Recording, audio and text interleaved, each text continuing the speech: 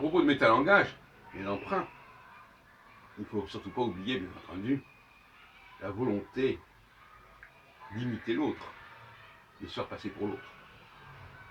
Alors on lui emprunte un costume, on va dire, pour s'en parler, on emprunte des signes qui vont faire croire que c'est l'autre qui est l'autre. Le métalangage a aussi cette fonction. À la fois l'arbitraire du signe, il faut bien mettre un nom, il faut bien désigner d'une façon ou d'une autre, mais aussi, c'est pas par hasard qu'on va emprunter ici et pas ailleurs. Parce que là où on emprunte, c'est valorisant quelque part. C'est valorisant, ça satisfait un besoin d'égalité, un besoin de mimétisme. Bon, voilà. Donc le métalangage, c'est aussi ça. Si les astronomes ont utilisé la mythologie, c'est pas uniquement parce qu'il fallait bien utiliser quelque chose, c'est parce que la mythologie avait une certaine valorisation. Comment ils ne l'auraient pas fait? Donc le mimétisme, le souci d'égalité, la revendication égalitaire passe aussi par le métalangage, par l'emprunt. Alors évidemment, dans le cas des rapports entre judaïsme et christianisme, c'est un des sujets qu'on a débattu ces derniers jours, il est évident qu'il y a aussi de l'ordre du métalangage. On emploie des expressions, des formulations d'origine juive parce que c'est valorisé, valorisant, évident.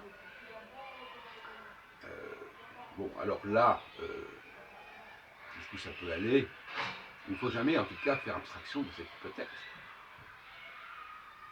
qui crée de la confusion. Dans la genèse des choses, le métalangage peut créer des fausses pistes.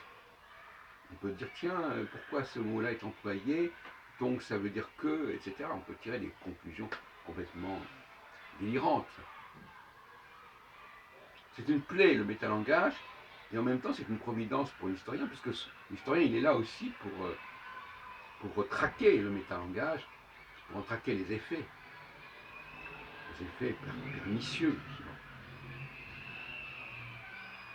qui vont entraîner pendant des siècles, parfois, des gens sur des fausses voies, comme les chrétiens, par exemple, qui ont été entraînés par certains métalangages empruntés au judaïsme. Je parle notamment des chrétiens non juifs, d'origine. Parce que les juifs, ils n'avaient pas de raison mimétique d'imiter les juifs, évidemment. Donc, s'il y a une imitation, s'il y a un recyclage, c'est bien le fait des non-juifs qui veulent se judaïser à bon compte, si je peux dire. Alors, donc la discussion qu'il y a eu ce jour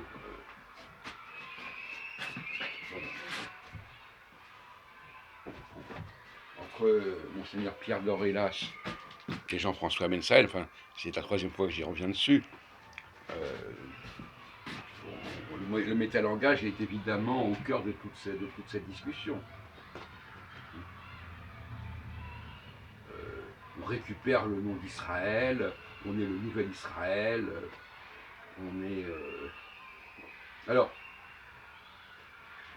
on récupère la notion de nouvelle alliance. Alors, il y a une instrumentalisation. Le métalangage, c'est aussi l'instrumentalisation. Je prends un mot qui existe et je lui affecte une application, une signification qui n'était pas prévue pour ce mot. Et tout ça, c'est du métalangage. On utilise un mot en dehors de sa vocation principale. Cela dit, dans un certain nombre de cas, notamment par exemple artistique, il est normal d'utiliser des choses qui existent déjà dans un nouveau contexte, une nouvelle combinatoire, c'est normal. Il y a quelque chose de normal. De la même façon, toute la technique, par exemple une chaise, c'est une utilisation du bois, c'est une chaise en bois, qui n'est pas prévue par l'arbre lui-même. L'arbre n'a pas été conçu pour fabriquer des chaises, mais il est utilisé pour fabriquer des chaises.